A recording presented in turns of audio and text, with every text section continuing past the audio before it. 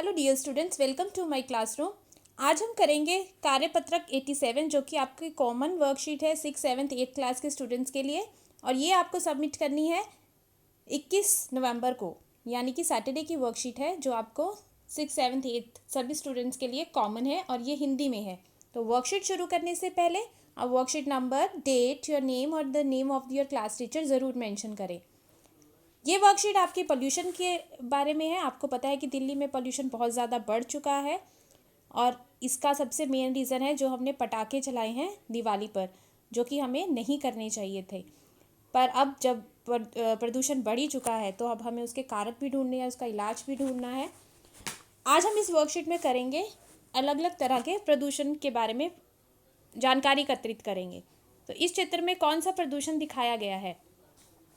यहाँ पे आप चित्र देख रहे हैं, यहाँ पे आपको दिख रहा है कि यहाँ पे बहुत ज़्यादा धुआं निकल रहा है, पटाखे दिखाए गए हैं और वाहन दिखाए गए हैं। तो इस फैक्ट्रीज में से धुआं निकलता हुआ दिखाया गया है। तो इससे हमें पता चल रहा है कि ये कौन सा प्रदूषण है, ये है वायु प्रदूषण।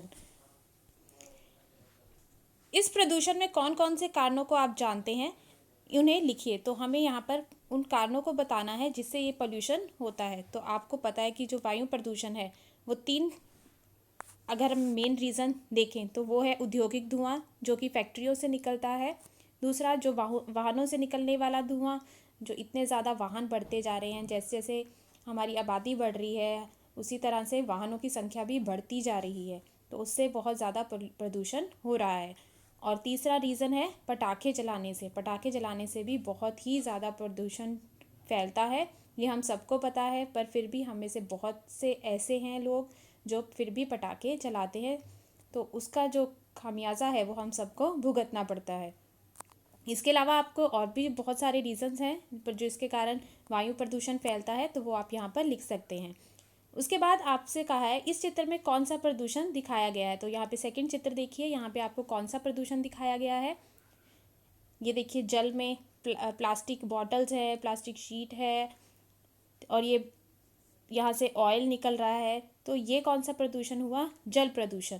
और जल प्रदूषण कैसे फैलता है? कारखानों से निकलने वाले कचरे से वो सारा पानी में जाके मिल जाता है, जिससे हमारी नदी समुद्र सारे खराब हो जाते हैं। फिर है घर का कचरा, जो जिसमें प्लास्टिक भी होता है और जो अंत में जाके जल में मिल जाता है। खेतों में इस्तेमाल किए जाने वाले कीटनाशक भी अंत में जाके नदियों में मिल जाते हैं। उसके बाद तेल का जो रिसाव होता है रिफाइनरीज में से, उससे भी जल प्रदूषण होता है। अगला है, इस चित्र में देखिए आपको कौन सा प्रदूषण दिखाई दे रहा है। इसमें भूमि दिखाई गई है और बहुत सारा कचरा दिखाया गया है, बहुत सारा प्लास्टिक दिखाया गया है। तो ये कौन सा प्रदूषण हुआ? ये हुआ भूमि प्रदूषण। और इसके कारण है सबसे पहले तो घरेलू कचरा। जो हम कचरा फेंकते हैं उसमें प्लास्टिक होता है, तो वो जल के साथ साथ भूमि प्रदूषण भी करता है, क्योंकि वो कचरा मिट्टी में दब जाता है, तो वहाँ से जो मिट्टी है वो अपनी जो उपजाऊ शक्ति है वो खो देती है। और प्लास्टिक पॉलीथीन जो है मिट्टी में दब जाते हैं, तो उससे जो है भूमि प्रदूषण होता है। फैक्ट्री का कचरा और कीटनाशकों का उपयोग, ये सब कारण है भूमि प्रदूषण के।